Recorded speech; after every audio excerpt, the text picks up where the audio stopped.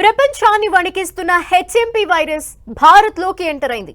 ఒకే రోజు మొత్తం 3 కేసులు నమోదయ్యాయి.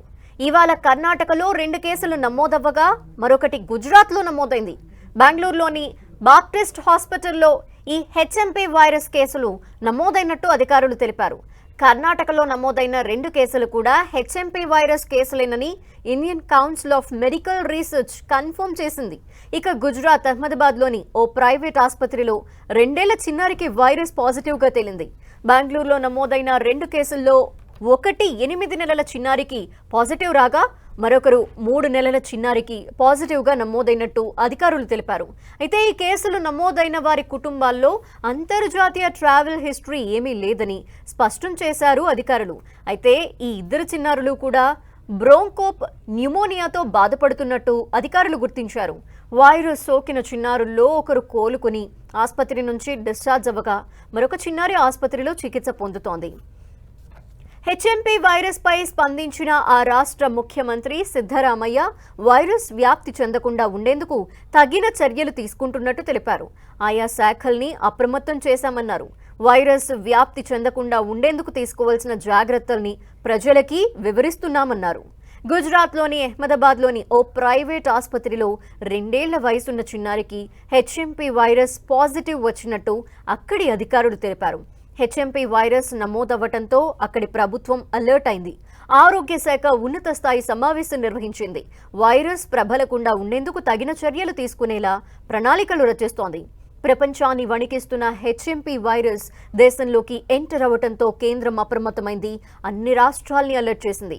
హెచ్ఎంపీ వైరస్ పట్ల అప్రమత్తంగా ఉండాలి అని సూచించింది. ప్రతి ఒక్కరూ ఎవరికి వారు వ్యక్తిగత శుభ్రత పాటించాలని సూచించింది.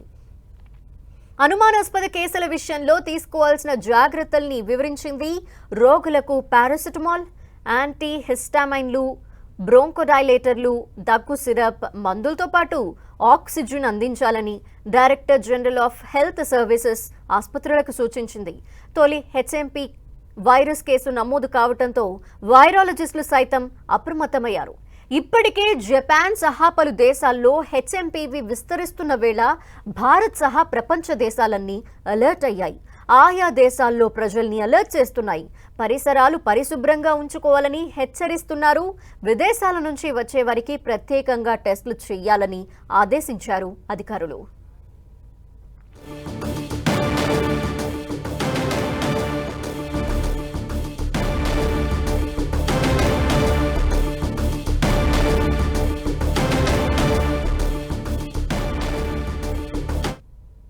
It is found in 2 children. Immediately after seeing this, I talked to Mr. Dinesh Gundu Rao, who is in charge of the health department, and he responded quickly and he took up a meeting with the department, and whatever decision he takes, the government will implement it. And the government will take all precautionary measures to implement and to prevent the disease. All right, thank you, sir.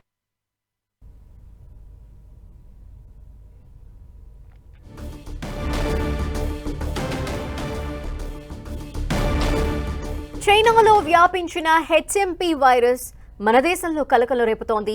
తాజాగా బెంగళూరులోని ఓ private ఆసుపత్రిలో 8 నెలల పాపకు virus లక్షణాలు బయటపడ్డాయి. మరో చిన్నారికి కూడా వైరస్ లక్షణాలు పాజిటివ్గా ఉన్నట్టు తేలటంతో కర్ణాటక రాష్ట్ర ప్రభుత్వం అప్రమత్తమైంది. వైద్యారోగ్య శాఖ మంత్రి అత్యవసర సమావేశం నిర్వహించారు. వైరస్ వ్యాప్తి చెందకుండా ముందస్తుగా తీసుకోవాల్సిన జాగ్రత్తలపై చర్చించామన్నారు ఆరోగ్య శాఖ మంత్రి.